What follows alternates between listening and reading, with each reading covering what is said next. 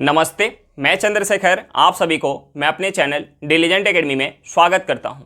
हम लोग UP police constable के लिए एक सीरीज स्टार्ट किए थे जिसमें हम लोग प्रत्येक दिन मैथ का 15 क्वेश्चन करते हैं। वो क्वेश्चन या तो हमारा प्रीवियस ईयर रहता है या प्रीवियस ईयर के ऊपर आधारित क्वेश्चन रहता है। चलिए आज हम लोग उस सीरीज में आगे की तरफ चलते हैं। इससे पहले अगर आप मेरे चैनल पर नए हो तो चैनल को सब्सक्राइब कर लें और बेल आइकन को प्रेस करना बिल्कुल ना भूलें ताकि आपको सबसे पहले लेटेस्ट नोटिफिकेशन मिलता रहे। चलिए अब हम लोग क्वेश्चन की तरफ चलते हैं। देखिए हमारा क्वेश्चन क्या दिया हुआ है। हमारा क्वेश्चन दिया हुआ है पी का वेतन क्यू के वेतन का 30% है और क्यू का वेतन आर के वेतन का 20% है। पी का वेतन आर के वेतन का कितना प्रतिशत है। हमें क्या निकालना, पी का वेतन जो है आर के वेतन का कितना प्रतिशत है। तो देखिए हम यहाँ से पी क्यू और आर के वेतन का हम रेशियो निकाल सकते हैं। पी क्यू और आर के वेतन का रेशियो निकाल सकते हैं। देखिए हमें क्या दिया हुआ, पी का वेतन जो है क्यू के वेतन का 30% है, यानी क्यू का वेतन अगर 10 होगा, क्यू का वेतन अगर 10 होगा तो पी का वेतन कितना होगा, 3 होगा। क्यू का वेतन अगर 10 होगा तो उसका 30% कितना हो जाएगा, 3 हो जाएगा। अब देखिए हमें दूसरा क्या दिया हुआ है कि क्यू का वेतन आर के वेतन का 20% है। अगर आर का वेतन अगर 10 होगा तो उसका 20% कितना हो जाएगा, 2 हो जाएगा। यानी हम यहाँ से रेशियो निकाल सकते हैं पी क्यू आर के वेतन का। देखिए हम यहाँ क्या करेंगे, 3 में 2 से गुना यानी 6, 10 में 2 से गुना ये कितना हो जाएगा 20, 10 में 10 से गुना कितना हो जाएगा, ये हो जाएगा 100। अब देखिए हमसे क्या पूछ रहा था कि पी का वेतन आर के वेतन का कितना प्रतिशत है। अगर आर का वेतन 100 है तो पी का वेतन कितना है, 6 है। यानी ये हमारा क्या निकल के आ जाएगा, यहाँ से हमारा निकल के आएगा आर का वेतन कितना है, 100 है, कितने में, पी का वेतन कितना है, 100 है इंटू 100। ये हमारा क्या निकल के आ जाएगा, 0 से 0 कट जाएगा, ये निकल के आ गया 6%। यानी हमारा यहाँ से निकल के आ गया पी का वेतन आर के वेतन का कितना है, 6% है। पी का वेतन आर के वेतन का कितना है, 6% है। हमारा आंसर क्या निकल के आ गया, 6%। चलिए क्वेश्चन समझ में आ गया होगा। नेक्स्ट क्वेश्चन पे चलते हैं। देखिए हमारा क्वेश्चन क्या दिया हुआ है। हमारा क्वेश्चन दिया है किसी वस्तु पर 23% के लाभ और 9% की हानि के बीच का अंतर 928 रुपया है। यहाँ पर विचाराधीन वस्तु का क्रय मूल्य क्या है। हमें क्या निकालना है, उस वस्तु का क्रय मूल्य निकालना है। देखिए हमें क्या दिया, 23% लाभ और 9% हानि के बीच का अंतर। तो देखिए हम इसे क्या करेंगे, इस परसेंट से परसेंट को ऐड करेंगे, यानी 23% प्लस का 9%, ये किसके बराबर हो जाएगा, 928 रुपये के बराबर। हम इसे ऐड करेंगे, हमारा क्या हो जाएगा, ये हो जाएगा 32% किसके बराबर हो जाएगा, 928 रुपये के बराबर हो जाएगा। अब देखिए 32% हमें पता चल गया 928 रुपये के बराबर। हमें क्या निकालना है, क्रय मूल्य। देखिए किसी चीज़ का क्रय मूल्य अपने आप में क्या होता है, 100% होता है। यानी 32% का हमें वैल्यू पता है तो हम यहाँ से 100% का वैल्यू निकाल सकते हैं। देखिए हम क्या करते हैं, यहाँ से 4% का वैल्यू निकालते हैं। सबसे पहले हम 4% का वैल्यू निकालते हैं। यानी हम इस साइड अगर 8 से भाग देंगे तो इस साइड भी हमें 8 से भाग देना पड़ेगा। इस साइड अगर हम 8 से भाग देंगे तो एक बार में जाएगा हार्सी लेके आ जाएगा 12, यानी एक बार में जाएगा हार्सिल 4, 48, यानी 6 बार में जाएगा। हमारा क्या निकल के आ गया, 4% निकल के आ गया 116 रुपये के बराबर। हमें क्या चाहिए, 100% चाहिए। यानी हम यहाँ से 100% निकालेंगे। हमने इस साइड क्या किया, 25 से गुना किया, 4 में 25 से गुना करेंगे तो हमारा क्या निकल के आएगा 100%। तो हम 116 में भी 25 से गुना करेंगे, 116 गुने का 25। अब देखिए हम 116 में 25 से गुना करेंगे, 25 छक्का 150 के 0, हाथ में 15, 15, 25 में 15 ऐड करेंगे क्या हो जाएगा, ये हमारा हो जाएगा 40 के 0, हाथ में 4, 25 4 कितना हो जाएगा 29। यानी हमारा क्या निकल के आ गया, उस वस्तु का क्रय मूल्य निकल के आ गया 2900 रुपया। हमारा आंसर क्या होगा, 2900 रुपया। चलिए क्वेश्चन समझ में आ गया होगा। नेक्स्ट क्वेश्चन पे चलते हैं। देखिए हमारा क्वेश्चन क्या दिया हुआ है। हमारा क्वेश्चन दिया है 5000 रुपये की धनराशि साधारण ब्याज पे 6 वर्षों में 7550 रुपया हो जाती है। यदि ब्याज दर में 3.5% की वृद्धि हो जाती है तो धनराशि कितनी हो जाएगी। अगर ब्याज दर में 3.5% की वृद्धि हो जाए तो धनराशि कितनी हो जाएगी, हमें वही निकालना है। देखिए हमें जो है यहाँ रेट नहीं पता है, हमें रेट नहीं पता है, प्रिंसिपल पता है, अमाउंट पता है और टाइम पता है। हमें रेट नहीं पता है। प्रिंसिपल कितना है, 5000 रुपया है, 5000 रुपया। टाइम हमारा कितना दिया हुआ है, 6 साल। टाइम कितना दिया हुआ है, 6 साल में कितना हो जा रहा है, 7550 रुपया, 7550 रुपया। हमने मान लिया रेट हमें नहीं पता, हमने मान लिया 8% के दर से 8% की दर से 6 साल में 7,500 रुपया हो गया। अब देखिए साधारण ब्याज से यहाँ काउंट हो रहा है। साधारण ब्याज में क्या है कि हर साल ब्याज क्या मिलता है, बराबर मिलता है। यानी पहले साल अगर प्रिंसिपल का 8% मिला तो दूसरे साल भी हमें प्रिंसिपल का 8%, तीसरे साल भी हमें प्रिंसिपल का 8% ब्याज मिलेगा। अब देखिए हमसे क्या बोल रहे हैं कि इसी धनराशि को यानी 5,000 रुपया को ही उतना ही समय यानी टी कितना 6 साल अगर ब्याज दर जो है 3.5% से बढ़ा दें, यानी पहले R% का ब्याज लग रहा था, अब जो है R प्लस का 3.5% ब्याज लगेगा। तो देखिए अब कितना अमाउंट बन जाएगा, हमसे ये पूछा जा रहा है।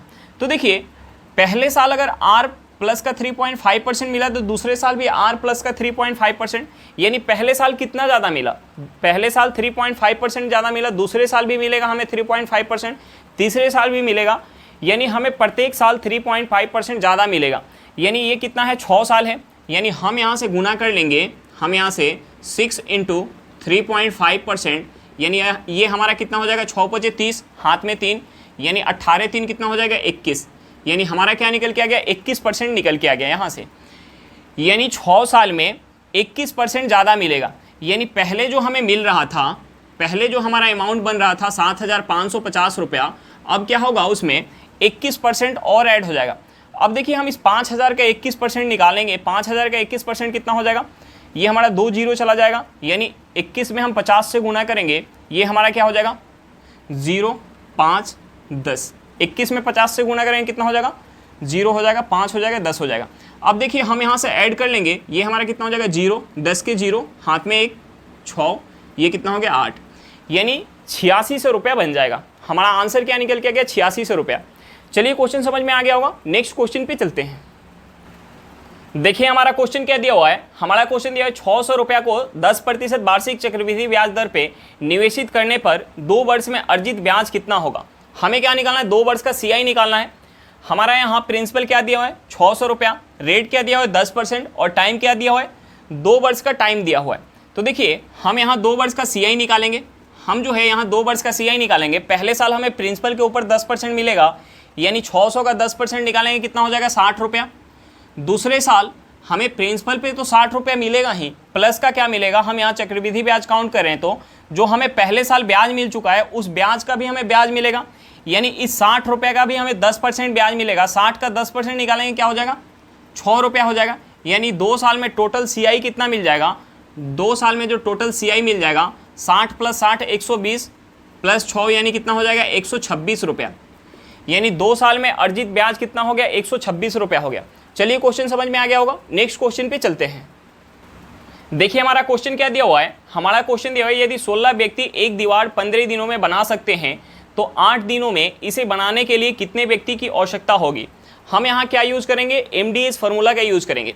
देखिए बहुत को लग रहा होगा कि आज के सेट में काफ़ी इजी क्वेश्चन है, तो आज हमने जो टोटल 15 क्वेश्चन लिया है वो पूरा का पूरा हमारा क्या है, पिछले साल आए हुए क्वेश्चन है। यानी पिछले बार जो हमारा एग्जाम हुआ था यूपी कांस्टेबल का, उसमें आए हुए हमारा क्वेश्चन है। देखिए हम यहाँ क्या करेंगे, यहाँ MDS फार्मूला का यूज़ करेंगे। हमें क्या दिया है कि 16 व्यक्ति 15 दिनों में एक दीवार को बनाते हैं। तो हमसे पूछ रहा है कि कितने व्यक्ति 8 दिनों में इस दीवार को बना पाएंगे। अब देखिए हम क्या करेंगे, यहाँ से 8 से हम 16 को काटेंगे, 2 बार में जाएगा, यानी हमारा यहाँ से क्या निकल के आ गया 30 आदमी। यानी 30 आदमी उस दीवार को 8 दिनों में बना सकते हैं, 30 आदमी उस दीवार को 8 दिनों में बना सकते हैं। हमारा आंसर क्या निकल के आ गया 30 दिन। चलिए क्वेश्चन समझ में आ गया होगा, नेक्स्ट क्वेश्चन पे चलते हैं।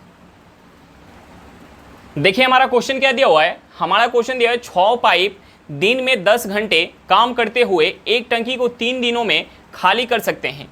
एक दिन में टंकी को खाली करने के लिए 9 पाइप को कितने घंटे काम करना होगा। देखिए हम यहाँ भी MDH फार्मूला का यूज़ करेंगे। हमें क्या दिया हुआ है, हमें दिया हुआ है 6 पाइप दिन में 10 घंटा काम करते हुए 3 दिन में एक टंकी को खाली करते हैं। तो हमसे पूछ रहा है कि 9 पाइप कितने घंटे में, हमने मान लिया x घंटा, कितने घंटे काम करते हुए एक दिन में टंकी को खाली करेंगे। अब देखिए यहाँ से हमारा x का वैल्यू निकल के आ जाएगा। हम इसे अगर 3 से काटेंगे, ये 3 से 3 बार में जाएगा, हम इसे 3 से काटेंगे 2 बार में जाएगा, यानी यहाँ से हमारा क्या निकल के आ गया, यहाँ से x इक्वल टू निकल के आ गया 20 घंटा। हमारा क्या निकल के आ गया 20 घंटा, यानी 20 घंटा काम करते हुए 9 पाइप एक दिन में टंकी को खाली कर सकते हैं। चलिए क्वेश्चन समझ में आ गया होगा, नेक्स्ट क्वेश्चन पे चलते हैं। देखिए हमारा क्वेश्चन क्या दिया हुआ है, हमारा क्वेश्चन दिया हुआ है एक छात्र के अंक 68 के बजाय 88 के रूप में दर्ज किए गए थे, इस कारण कक्षा के औसत अंक 0.5 से बढ़ गए। कक्षा में छात्रों की संख्या क्या है? हमें क्या निकालना है, कक्षा में छात्रों की संख्या निकालना है। देखिए एक छात्र का जो अंक है 68 के बजाय गलती से 88 जो है दर्ज हो गया, 68 के बजाय 88 दर्ज हो गया, यानी कितना ज़्यादा दर्ज हुआ, 20 अंक ज़्यादा दर्ज हुआ। ये जो 20 अंक ज़्यादा दर्ज हुआ ये कितने छात्र में बटेगा ताकि प्रत्येक छात्र का 0.5 से बढ़ जाए। तो हमें जो है छात्र की संख्या निकालनी है। हमने मान लिया कि एक छात्र में बढ़ रहा है जिसके वजह से औसत में 0.5 का वृद्धि हो जा रहा है, 0.5 का वृद्धि हो जा रहा है। अब देखिए यहाँ से हमारा x का वैल्यू निकल के आ जाएगा, हम यहाँ से क्रॉस गुना कर लेंगे, यानी x इक्वल टू हो जाएगा 20 बटा 0.5, 20 बटा 0.5। ये देखिए पॉइंट हटाएंगे, ऊपर हमारा एक जीरो चला जाएगा, इसे 5 से काटेंगे, यानी 205 से कितने बार में जाएगा, 200 जो 5 से जाएगा हमारा 40 बार में, यानी x इक्वल टू यहाँ से क्या निकल के आ जाएगा 40, यानी छात्रों की संख्या हमारा क्या निकल के आ गया 40 निकल के आ गया। चलिए क्वेश्चन समझ में आ गया होगा, नेक्स्ट क्वेश्चन पे चलते हैं। देखिए हमारा क्वेश्चन क्या दिया हुआ है, हमारा क्वेश्चन दिया हुआ है यदि संख्या 164 को 32:9 के अनुपात में विभाजित किया जाता है तो छोटे भाग का मान कितना होगा। हमें क्या निकालना है, छोटे भाग का मान निकालना है। देखिए संख्या कितना है, संख्या जो है 164 है, इस 164 को 32:9 में विभाजित किया जाना है। इस 164 को 32:9 में विभाजित किया जाना है। हम 32 और 9 को ऐड करेंगे कितना हो जाएगा, 32 और 9 हमारा कितना हो जाएगा 41, यानी 41 यूनिट जो है, 41 यूनिट किसके बराबर है, 164 के बराबर है। तो यहाँ से हमारा 1 यूनिट निकल के आ जाएगा, यहाँ से हमारा 1 यूनिट निकल के आ जाएगा। अब देखिए हम अगर 41 से 164 को भाग देंगे, ये कितने बार में जाएगा 4 बार में, यानी 1 यूनिट हमारा निकल के आ गया 4 के बराबर। 1 यूनिट क्या निकल के आ गया 4 के बराबर। तो यहाँ से हमारा निकल के आ जाएगा 32 यूनिट। 32 में 4 से गुना करेंगे, ये कितना हो जाएगा 8, 12, 128, और हम 9 में 4 से गुना करेंगे कितना हो जाएगा 36। हमसे क्या पूछ रहा था, छोटे भाग का मान कितना होगा। छोटे भाग का मान क्या निकल के आ गया 36 निकल के आ गया। हमारा आंसर क्या होगा 36 होगा। चलिए नेक्स्ट क्वेश्चन पे चलते हैं। देखिए हमारा क्वेश्चन क्या दिया हुआ है, हमारा क्वेश्चन दिया हुआ है ए, बी तथा सी ने 50,000 रुपये का कारोबार प्रारंभ किया। बी ने सी की तुलना में 6,000 रुपया अधिक दिए तथा ए ने बी की तुलना में 2,000 रुपया अधिक दिए। यदि वार्षिक कुल लाभ 10,000 रुपया है तो लाभ में ए का हिस्सा कितना है। हमें क्या निकालना है, लाभ में से ए का हिस्सा निकालना है। देखिए हमें सबसे पहले लाभ का रेशियो निकालना पड़ेगा। लाभ का रेशियो हमारा निकल के आ जाएगा, हमें टोटल लाभ दिया हुआ है तभी हम ए का लाभ बता पाएंगे। अब देखिए यहाँ लाभ का रेशियो हमारा क्या होगा, हमें समय तीनों का बराबर दिया हुआ है। अगर समय तीनों का बराबर है तो जो हमारा पूंजी का रेशियो होगा वही क्या होगा, हमारा लाभ का रेशियो होगा। यानी हमें सबसे पहले पूंजी का रेशियो निकालना पड़ेगा। हमें सबसे पहले पूंजी का रेशियो निकालना पड़ेगा। A:B:C का हमें सबसे पहले पूंजी का रेशियो निकालना पड़ेगा। अब देखिए हमें क्या दिया हुआ है कि B ने C की तुलना में 6,000 रुपया अधिक दिए। B जो है C की तुलना में 6,000 रुपया अधिक दिए। हमने मान लिया कि C जो है व्यापार में 100 रुपया दे रहा है। टोटल जो व्यापार है 50,000 रुपया का है, जिसमें से C जो है 100 रुपया दे रहा है और B जो है C की तुलना में 6,000 रुपया अधिक दे रहा है। यानी C जितना रुपया दे रहा है, यानी X प्लस का B कितना दे रहा है 6,000 रुपया दे रहा है, और A जो है B की तुलना में 2,000 रुपया अधिक दे रहा है। यानी A कितना दे रहा है X प्लस का 8,000 रुपया। अब देखिए अगर हम तीनों का ऐड करेंगे, तीनों का यहाँ से पूंजी ऐड करेंगे, किसके बराबर निकल के आएगा, 50,000 रुपये के बराबर निकल के आएगा। यानी हम यहाँ से अगर इसे ऐड करेंगे तो ये हमारा क्या हो जाएगा x plus x plus x यानी 3x। हम इसे ऐड करेंगे 8,000 प्लस का 6,000 कितना हो जाएगा 14,000, यानी 3x प्लस का 14,000 ये किसके बराबर निकल के आ जाएगा 50,000 के बराबर निकल के आ जाएगा। अब देखिए इस 14,000 को उस साइड ले जाएंगे, हमारा माइनस होगा, यानी यहाँ से 3x क्या निकल के आ जाएगा, 3x निकल के आ जाएगा 36,000।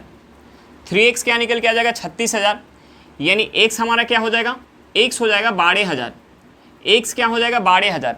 अब देखिए हमें x का वैल्यू पता चल गया तो हम यहाँ से तीनों का पूंजी का रेशियो निकाल सकते हैं, हम यहाँ से तीनों का पूंजी का रेशियो निकाल सकते हैं। अब देखिए x हमारा क्या है 12,000 है, हम यहाँ x का वैल्यू पुट करेंगे, यानी यहाँ से a is to b is to c, यहाँ हमारा क्या हो जाएगा x का वैल्यू 12,000 है, यानी 12,000 हम यहाँ पुट करेंगे, 12,000 प्लस का 8,000 कितना हो जाएगा 20,000, ये कितना हो जाएगा 20,000 रुपया इज टू b के जगह हम x पुट करेंगे, यानी यहाँ x प्लस क्या है x प्लस 6,000 है, यानी 12 प्लस का 6 कितना हो जाएगा 18,000 हो जाएगा, ये कितना हो गया 18,000 रुपया हो गया।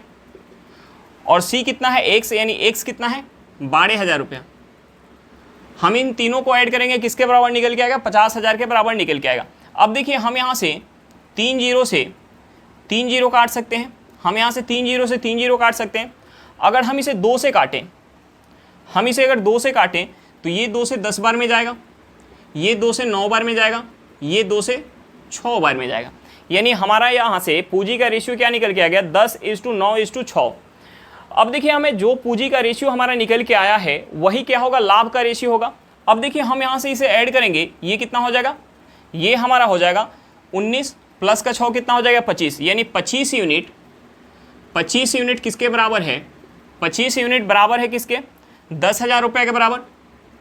25 यूनिट किसके बराबर है 10,000 रुपये के बराबर। टोटल लाभ हमें क्या दिया 10,000 रुपया, और यहाँ यूनिट में हमारा टोटल लाभ कितना आया, ए को अगर 10 यूनिट मिल रहा है तो बी को 9 यूनिट और सी को कितना मिल रहा है 6 यूनिट, यानी टोटल कितना हो जाएगा 10 प्लस 9 19 प्लस 6 कितना हो जाएगा 25, यानी 25 यूनिट किसके बराबर निकल के आ गया 10,000 के बराबर। यानी 1 यूनिट किसके बराबर हो जाएगा, 1 यूनिट हमारा हो जाएगा यहाँ से 25 से इसे काटेंगे, यानी 400 बराबर। 1 यूनिट किसके बराबर हो गया 400 रुपये के बराबर हो गया। हमें क्या निकालना था, ए का हिस्सा निकालना था, यानी 10 यूनिट किसके बराबर हो जाएगा 4,000 के बराबर। 10 यूनिट किसके बराबर हो जाएगा 4,000 के बराबर, यानी ए का हमारा लाभ में से हिस्सा क्या निकल के आ गया 4,000 रुपया। ए का क्या निकल के आ गया 4,000 रुपये निकल के आ गया। चलिए क्वेश्चन समझ में आ गया होगा, नेक्स्ट क्वेश्चन पे चलते हैं। देखिए हमारा क्वेश्चन क्या दिया हुआ है, हमारा क्वेश्चन दिया है सबसे बड़ी 4 अंकों वाली संख्या क्या है जो 15, 25 और 35 प्रत्येक से विभाज्य है। तो देखिए हम सबसे पहले क्या करेंगे 15, 25 और 35 का हम एलसीएम निकालेंगे। 15, 25 और 35 का हम सबसे पहले एलसीएम निकालेंगे। 15, 25 और 35 का हम एलसीएम निकालेंगे। देखिए एलसीएम निकालने के लिए हम सबसे पहले क्या करते हैं बड़े नंबर का फैक्टर करते हैं, यानी 35 का फैक्टर हमारा क्या हो जाएगा 5 × 7। उसके बाद हमारा क्या है 25 का फैक्टर क्या होगा 5 × 5, यानी एक 5 है, हमें एक 5 और लेना पड़ेगा। उसके बाद हम क्या करेंगे 15 का फैक्टर करेंगे। 15 का फैक्टर क्या होता है 5 × 3, यानी 5 यहाँ है, हमें 3 लेना पड़ेगा। अब देखिए हम इसे गुना कर लेंगे, हमारा एलसीएम यहाँ से निकल के आ जाएगा। हम यहाँ से गुना करेंगे, ये हमारा क्या हो जाएगा, ये हो जाएगा 35, साथ में 5 से गुना करेंगे 35। 35 में अगर हम 5 से गुना करेंगे कितना हो जाएगा, 35 में 5 से गुना करेंगे हमारा हो जाएगा 175।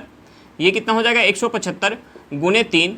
अगर 175 में अगर हम 3 से गुना करेंगे, 175 में 3 से गुना करेंगे, ये हमारा क्या हो जाएगा 15 के 5 हाथ में 1, 21 2 22, हाथ में 2 3 2 5, यानी क्या निकल के आ गया 525। यानी हमारा एलसीएम क्या निकल के आ गया 525। अब देखिए 4 अंकों की सबसे बड़ी संख्या क्या होती है, 4 अंकों की सबसे बड़ी संख्या क्या होती है 4 × 9, यानी हमारा क्या हो जाता है 9,999। 4 अंकों की सबसे बड़ी संख्या क्या होती है 9,999।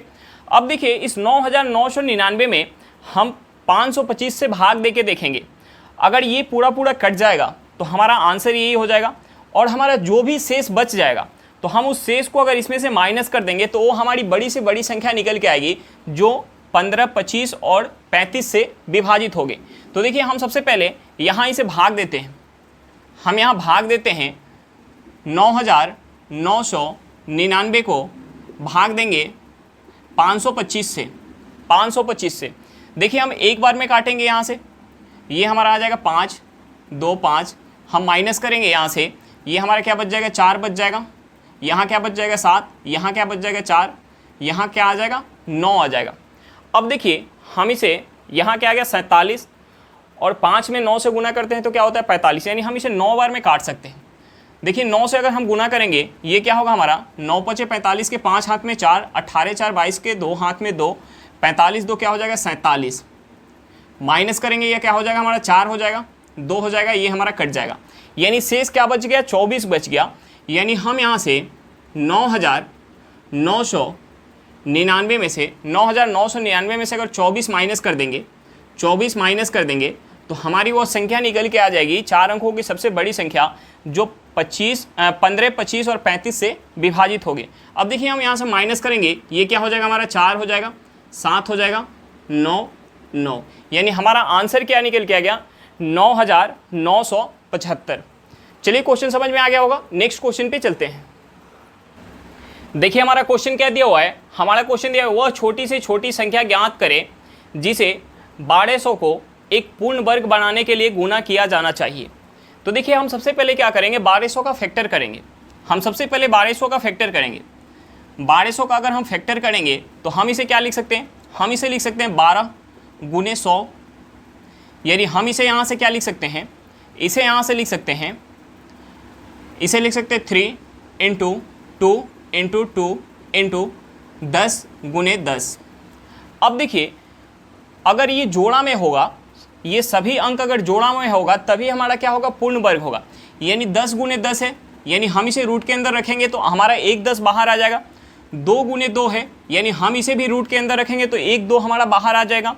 यहाँ हमारा क्या है 3 है, यानी इसे रूट के अंदर रखेंगे तो हमारा 1 3 है तो बाहर नहीं आ सकता, यानी अगर हम इसमें 3 से गुणा कर दें, अगर हम इसमें 3 से गुणा कर दें तो हमारी जो संख्या निकल के आएगी वो संख्या क्या होगी, एक पूर्ण वर्ग होगी। तो हमारा आंसर क्या निकल के आ गया, वो छोटी से छोटी संख्या क्या होगा जिसे हम इसमें गुना करेंगे तो हमारा पूर्ण वर्ग बन जाएगा। हमारा आंसर क्या निकल के आ गया 3। चलिए क्वेश्चन समझ में आ गया होगा, नेक्स्ट क्वेश्चन पे चलते हैं। देखिए हमारा क्वेश्चन क्या दिया हुआ है, हमारा क्वेश्चन दिया 9 सेंटीमीटर त्रिज्या वाले एक गोला 3 सेंटीमीटर त्रिज्या वाले बेलन के रूप में ढाला जाता है, तो बेलन की ऊंचाई ज्ञात करें। हमें क्या निकालना है, बेलन की ऊंचाई निकालना है। देखिए हमें एक चीज़ को यहाँ समझना चाहिए, जब भी कोई ठोस वस्तु दिया हो, उसका हमें शेप कुछ भी दिया हो, यानी हमें गोला दिया हो और उसे पिघलाकर हमें बेलन के रूप में चेंज करना हो, तो वहाँ क्या होगा, केवल शेप हमारा चेंज होगा, लेकिन आयतन पहले जितना होगा उतना ही आयतन अब बाद में भी होगा। यानी पहले गोला का जितना आयतन होगा उतना ही बेलन का आयतन होगा।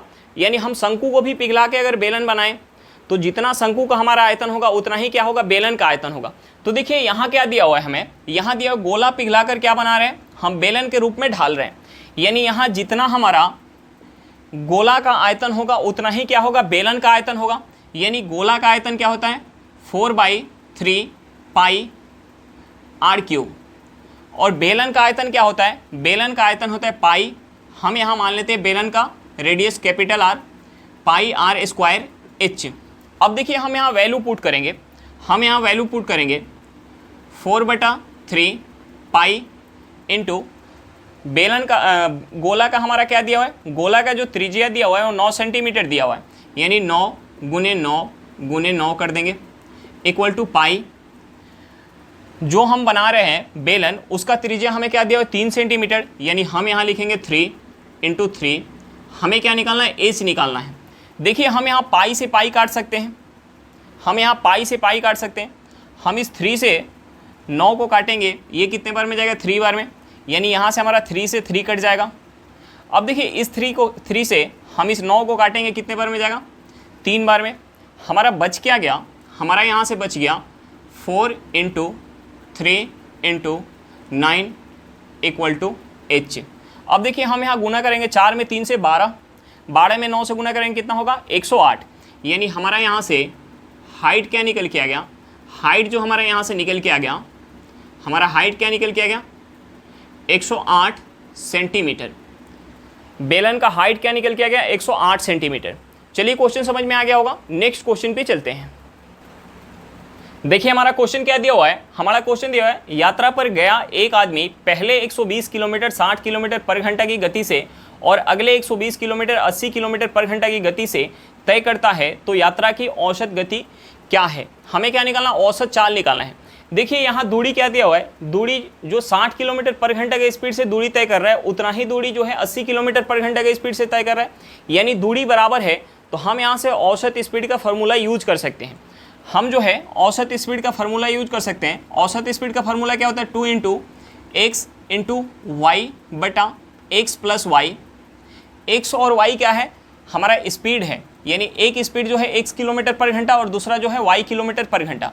यहाँ हमें क्या दिया हुआ है, एक स्पीड जो है 60 किलोमीटर पर घंटा है और दूसरा जो है 80 किलोमीटर पर घंटा। हम यहाँ पुट करेंगे, यानी 2 × 60 गुने 80 बटा क्या हो जाएगा 60 प्लस का 80। देखिए यहाँ से हम क्या लिख सकते हैं, 2 × 60 गुने 80, हम इसे ऐड करेंगे 60 और 80 को, क्या हो जाएगा हमारा 140 हो जाएगा।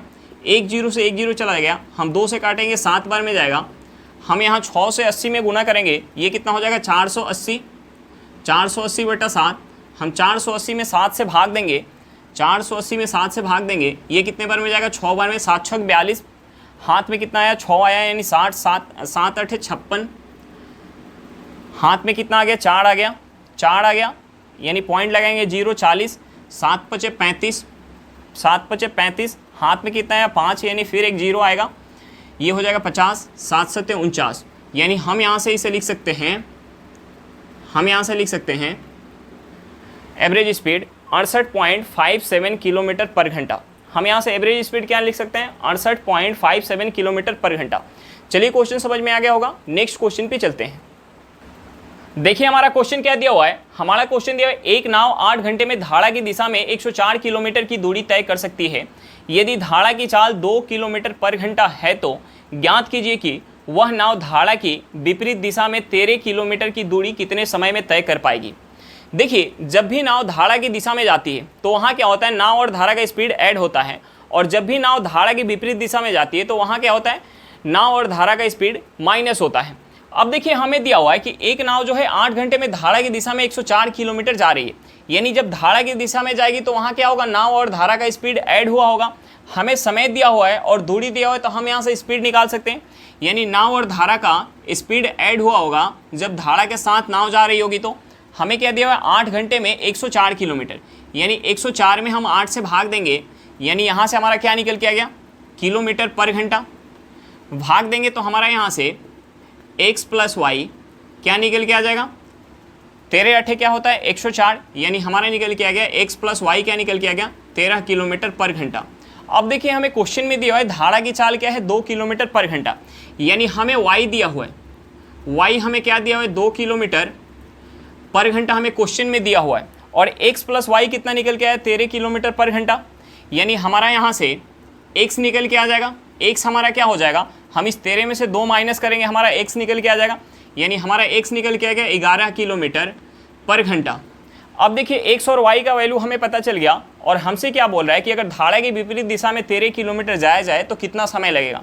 धारा की विपरीत दिशा में जब नाव जाती है तो क्या होता है, वहाँ नाव और धारा का स्पीड माइनस होता है, यानी x माइनस वाई हमारा क्या हो जाएगा, x माइनस वाई जो हो जाएगा 11 माइनस 2 इक्वल टू क्या हो जाएगा 9 किलोमीटर पर घंटा। यानी इस स्पीड से जब 13 किलोमीटर जाएगी तो कितना समय लगेगा, हमें उस समय को निकालना है।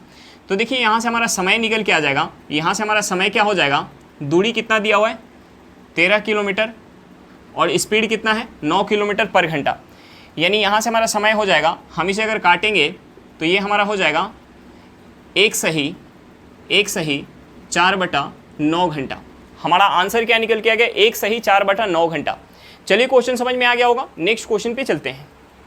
देखिए एक हमारा छोटा सा सिंप्लीफिकेशन दिया हुआ है, हम इसे सॉल्व करते हैं। देखिए सिंप्लीफिकेशन में हम सबसे पहले ब्रैकेट के अंदर का काम करते हैं, यानी हम यहाँ से इसे लिख सकते हैं, हम इसे लिख सकते हैं 80/5 गुने, अब ब्रैकेट के अंदर हमारा प्लस है और माइनस है, तो सबसे पहले हम प्लस वाला काम करेंगे, यानी 26 + 3 कितना हो जाएगा 29 -8/12, यानी हम यहाँ से इसे लिख सकते हैं 80/5 गुने, हम यहाँ से अगर 29 में से 8 माइनस करेंगे कितना हो जाएगा 21/12, यानी हम यहाँ से क्या लिख सकते हैं 80/5 गुने, ये हमारा क्या हो जाएगा 21/12। अब देखिए अगर हम इसे 3 से काटेंगे, ये हमारा 3 से 7 बार में जाएगा, ये 3 से 4 बार में जाएगा। अगर हम इसे 4 से काटेंगे, ये कितने बार में जाएगा 20 बार में। हम इसे 5 से काटेंगे, ये कितने बार में जाएगा 4 बार में, यानी हमारा यहाँ से क्या निकल के आएगा 4 × 7, यानी हमारा आंसर क्या हो जाएगा 28 हो जाएगा। हमारा आंसर क्या हो जाएगा 28 हो जाएगा। चलिए क्वेश्चन समझ में आ गया होगा। आज के लिए इतना ही, फिर मिलते हैं नेक्स्ट क्लास में। अगर क्लास अच्छा लगे तो क्लास को लाइक करिएगा, अगर आप मेरे चैनल पर नए हो तो चैनल को सब्सक्राइब करिएगा और क्लास को अपने दोस्तों के साथ शेयर करना बिल्कुल मत भूलिएगा। चलिए बाय बाय।